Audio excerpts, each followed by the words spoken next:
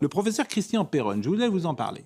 Parce qu'il y a le rejet de la plainte de l'Ordre des médecins contre M. Perron. La plainte déposée par le Conseil national de l'Ordre des médecins en décembre 2020 contre Christian Perron a été rejetée en première instance, c'était vendredi. Cette plainte avait été déposée pour des propos jugés controversés sur l'épidémie de Covid-19.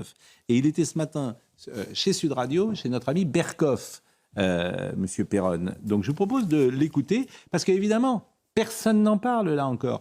Quand tu es accusé et que tu n'es pas dans la bonne ligne, tout le monde en parle, mais quand ce matin il est lavé de tout soupçon, depuis vendredi, alors là personne n'en parle. Ils ont fait appel, le Conseil national a fait appel de cette décision. Lui, il a vécu la mort sociale, vraiment. Bien sûr, vraiment. bien sûr.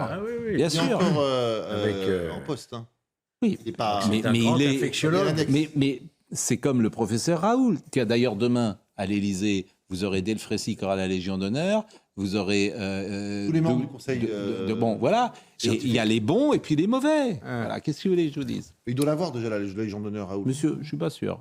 Écoutez le professeur Perron avec André Berkoff.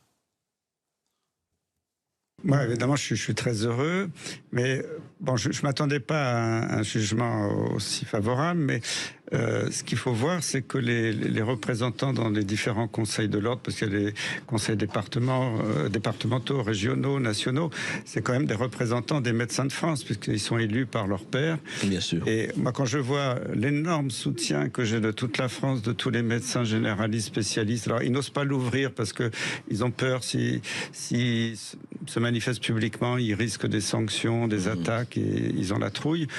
Mais je me disais, c'est pas possible. Il y a la majorité de la communauté médicale française qui me soutient.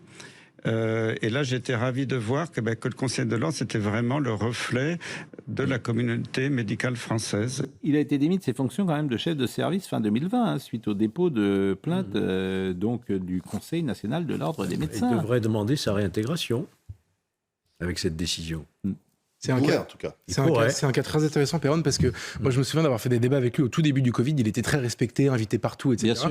Et en fait, à un moment donné, parce que c'est vraiment son métier, sa spécialité, son discours a varié de la doxa.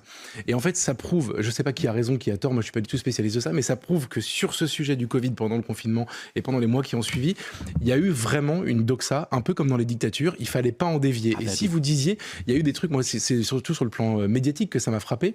On avait fait un entretien avec Valeurs Actuelles sur notre chaîne YouTube de Christian Perron qui a été censuré par YouTube et notre chaîne a été interdite pendant une semaine parce que dans les conditions générales d'utilisation de YouTube, vous ne pouviez pas dire, et c'est ce qu'il avait dit, que le vaccin n'empêche pas forcément la transmission, ce qui aujourd'hui est une vérité absolue. Sur ce cas-là, c'était l'URSS. Mais expliquez ça à M. Béguet, qui se sera trompé de A à Z sur cette séquence. On va pas se rengoler sur le... Honnêtement, moi, il a raison. Vous ne pouvez pas dire autre chose que la vérité. Et je veux dire, le vaccin n'empêche pas la transmission. Vous êtes quand même d'accord là-dessus, j'espère. Pardon, Jérôme, je voulais... Non, mais Jérôme, en fait, personne ne veut jamais reconnaître ses erreurs. Vous êtes quand même d'accord là-dessus, cher Jérôme. Ça amoindrit la gravité du mal que... Non, on parle de la transmission, là. N'évitez pas le débat. Mais je n'évite pas le débat. Non, ça n'empêche pas la transmission, ça amoindrit le... Et pourquoi on nous a demandé de nous faire vacciner? C'était bien pour empêcher tous à l'hôpital. Mais non. Mais non. Mais non. J'avais dit j'en parlais pas. Mais non. Mais c'est fini. Regardez, c'est fini. Mais pardonnez-moi, mais ce que vous dites, c'est incroyable de dire ça. Non. Mais si. On nous a vaccinés tous pour ne pas transmettre la maladie. Pas tous, Pascal. Je suis désolé de vous le dire. Les gosses de 18 ans, ils finissent pas à l'ôpital. Et la vaccination contre les formes graves. Je suis désolé. Non. Contre les formes graves. Et la vaccination contre les formes graves. Mais ça, c'était pour les personnes à ce moment-là qui terminaient à l'hôpital. Mais il n'y a pas de gosses de 10 ans. Aujourd'hui, qu'il fallait insister là-dessus. De 0 à 30 ans, il n'y a pas de mort. Donc on nous a vaccinés en disant c'est la transmission. Je suis désolé de vous le dire.